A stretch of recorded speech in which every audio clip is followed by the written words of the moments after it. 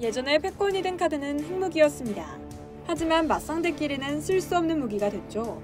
이제 미중 간의 패권 카드는 대만의 TSMC와 삼성전자입니다. 누구의 패권 구도 안에 들어가느냐에 따라 미래 구상이 완전히 바뀔 정도인데요. 미국이 대중국 제재를 계속 강화하면 중국은 대만 TSMC를 장악해야 한다는 노골적 주장이 중국 한가운데에서 나오고 있습니다. 7일 블룸버그 통신에 따르면 중국의 대표적인 싱크탱크이자 자문기구인 중국 국제경제교류 중심 채널링 수석 이코노미스트는 지난달 인민대 금융연구원 주최 행사에서 이같이 연설했습니다. CCIE는 중국 최고의 경제개혁기관인 국가발전개혁위원회가 감독하는 기구인데요. 첸 연구원은 미국과 서방이 대러시아 제재처럼 중국에도 파괴적인 제재를 가한다면 우리는 대만을 회복해야 한다면서 특히 산업체인과 공급망 재건에 있어 TSMC를 반드시 장악해야 한다고 말했습니다.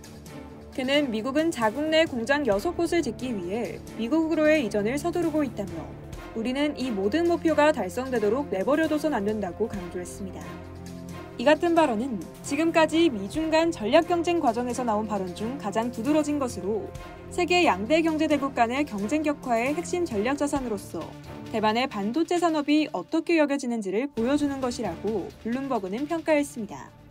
TSMC는 세계 파운드리 시장의 50% 이상을 차지하는 세계 최대 반도체 계약 업체이자 애플이 아이폰용 반도체 칩을 의존하는 주요 고객사입니다.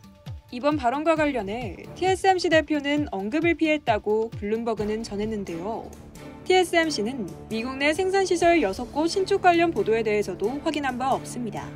지금까지 공식 발표한 신축 현황은 한 곳뿐인데요. 다만 추가 건설을 위한 부지 구입은 이뤄졌습니다. 블룸버그는 향후 반도체 칩을 둘러싼 세계적인 싸움은 더욱 격화할 것이라고 내다봤습니다.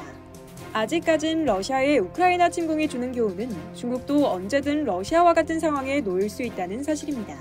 대만을 영토의 일부로 간주하는 하나의 중국 정책 때문이죠. 미국은 러시아를 주적으로 겨냥하던 나토의 중장기적 전략에 중국의 위협을 새로 포함시키기로 했습니다.